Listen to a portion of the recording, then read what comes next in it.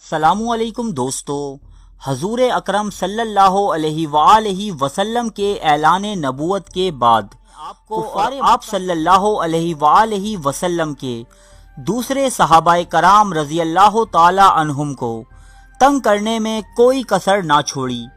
ان کی شرانگیزیوں سے بچنے کی خاطر حضور پاک صلی اللہ علیہ وآلہ وسلم نے شہر یثرب، جسے بعد ازاں مدینہ کہا جانے لگا، ہجرت فرمائی۔ آپ صلی اللہ علیہ وآلہ وسلم کی مدینہ آمد سے قبل یہ شہر دو بڑے قبیلوں میں تقسیم تھا، ایک اوس اور دوسرا خزرج۔ یہ دونوں ہی ایک دوسرے کی جانوں کے دشمن تھے۔ ان میں بہت معمولی سی باتوں پر اکثر جنگیں چھڑتی رہتی جو نسلوں تک جاری رہتی، جبکہ اس شہر کا تیسرا حصہ یہودیوں پر مشتمل تھا۔ یہ یہودی یہاں بیٹھ کر عرب کی اکانومی کو کنٹرول کیا کرتے۔ ان کی بقا اور فوائد اس بات سے جڑے تھے کہ عرب کے قبیلے آپس میں ایسے ہی برسرے پیکار رہیں، معاشی ترقی کی طرف راغب نہ ہوں، اور یہودی انہیں جنگی سامان اور آلات حرب مہیا کر کے خوب مالی فوائد حاصل کرتے رہیں۔ یہ سارا نظام بالکل ٹھیک چل رہا تھا کہ آپ صلی اللہ علیہ وآلہ وسلم کی مدینہ آمد ہوئی، اور آپ نے اوس اور خزرج نامی قبیلوں کو بھائی بھائی بنا دیا۔ آپ صلی اللہ علیہ وآلہ وسلم کی مدینہ شہر میں آمد کے بعد جنگ کی فضا ختم ہوئی، امن و امان قائم ہوا، اور اس شہر کی خوشحالی واپس لوٹ آئی۔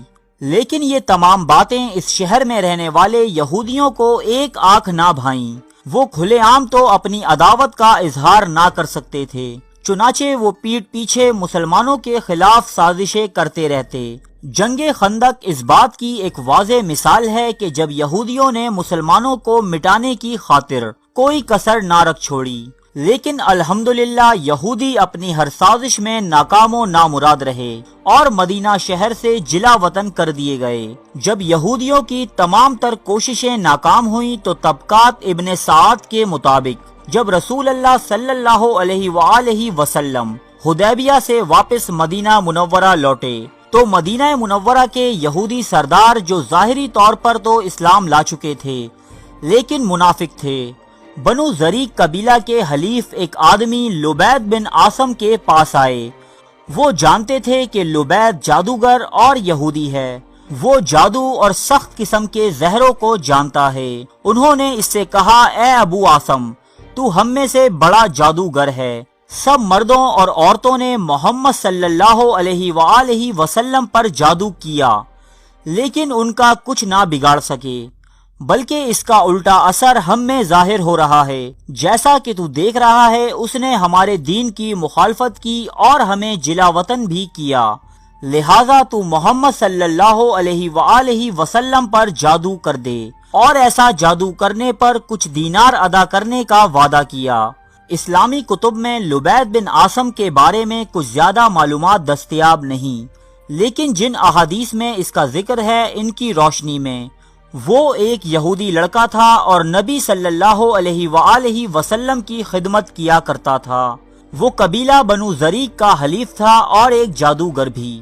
وہ بظاہر ایمان لا چکا تھا، لیکن پس پردہ اپنی یہودیت پر قائم تھا۔ چنانچہ دیناروں کے لالچ میں وہ اس کام پر تیار ہو گیا۔ چونکہ وہ حضور علیہ الصلوۃ والسلام کے پاس آتا رہتا تھا، اس لیے نبی اکرم کی استعمال شدہ کنگھی اور گرے ہوئے بال جمع کرنا اس کے لیے کچھ زیادہ مشکل نہ رہا۔ اور ایک روایت یہ بھی ہے کہ یہ بال اور کنگھی لبید بن عاصم نے ایک چھوٹی بچی کے ذریعے حاصل کیے۔ اس نے ان چیزوں کی بدولت آپ صلی اللہ علیہ وآلہ وسلم پر جادو جیسے گھناؤنے عمل کی جسارت کی۔ کچھ روایات کے مطابق جادو کے اس عمل میں لبید بن عاصم کی بہنیں بھی شامل تھیں، جو جادوگری میں لبید بن عاصم سے بھی زیادہ ماہر تھیں۔ آہستہ آہستہ اس جادو کا اثر ظاہر ہونا شروع ہوا۔ آپ کو یوں محسوس ہوتا کہ آپ اپنی ازواج مطہرات کے پاس گئے، حالانکہ آپ ان کے پاس نہیں گئے ہوتے تھے، اور اس جادو سے آپ کی بصارت بھی متاثر ہوئی۔ جبکہ دوسری روایت میں ہے کہ آپ صلی اللہ علیہ وآلہ وسلم جادو کے اثر سے بیمار ہوئے اور ازواج مطہرات کے پاس جانا چھوڑ دیا۔ جادو کے یہ تمام اثرات صرف اور صرف جسمانی نوعیت کے تھے۔ آپ صلی اللہ علیہ وآلہ وسلم کے دل و دماغ اور سوجھ بوجھ پر اس کا کوئی اثر نہ پڑا اور آپ دعوت و تبلیغ کا کام بحسن و خوبی انجام دیتے رہے۔ حضرت عائشہ رضی اللہ تعالی عنہا سے روایت ہے کہ آپ اس تکلیف میں 6 ماہ تک مبتلا رہے۔ آپ کو کمزوری لاحق ہوتی جا رہی تھی لیکن اسباب معلوم نہ ہو رہے تھے۔ بخاری شریف کی ایک حدیث کے مطابق آپ صلی اللہ علیہ وآلہ وسلم نے دعا کی، پھر کہا اے عائشہ کیا تو جانتی ہے کہ جو بات میں اللہ تعالیٰ سے دریافت کر رہا تھا وہ اس نے اپنے فضل سے مجھے بتا دی ہے۔ میرے پاس 2 فرشتے آئے، ایک میرے سر کی طرف بیٹھ گیا اور دوسرا میرے پاؤں کے پاس۔ اب ایک نے دوسرے سے پوچھا کہ اس شخص کی بیماری کیا ہے؟ دوسرے نے جواب دیا اس پر تو جادو ہوا ہے۔ پہلے نے پوچھا جادو کس نے کیا ہے؟ دوسرے نے کہا لبید بن عاصم نے کیا ہے۔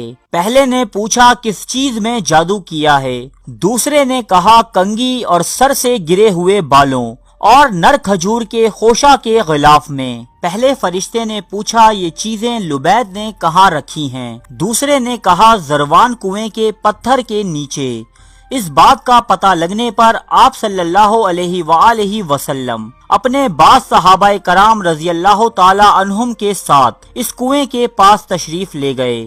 پھر واپس آئے تو کہا عائشہ اس کنویں کا پانی ایسا رنگین تھا جیسے مہندی کا نچوڑا ہوا پانی، اور اس کنویں کے کھجور کے درختوں کے سر ایسے بھیانک تھے گویا شیاطین کے سر ہیں۔ ایک آدمی نیچے اترا، اس نے پتھر کے نیچے سے خشک نر کھجور کے خوشے کے غلاف کو نکالا تو اس میں رسول اکرم صلی اللہ علیہ وآلہ وسلم کی کنگھی اور سر کے گرے ہوئے بال موجود تھے، اور موم سے نبی اکرم صلی اللہ علیہ وآلہ وسلم کا ایک مجسمہ بنایا گیا تھا جس میں سوئیوں کو چبو دیا گیا تھا، اور اس میں ایک دھاگا تھا جس پر 11 گرہیں باندھی گئی تھیں۔ اس وقت حضرت جبرائیل علیہ السلام معوذتین یعنی سورہ ناس اور سورہ فلق لے کر نازل ہوئے، لہٰذا ہر ایک گرہ پر ایک آیت پڑھی گئی، اور اس طرح 11 گرہیں 11 آیات کے ذریعے کھول دی گئیں۔ مجسمے سے سوئیاں نکالتے ہوئے آپ کو درد محسوس ہوتا رہا،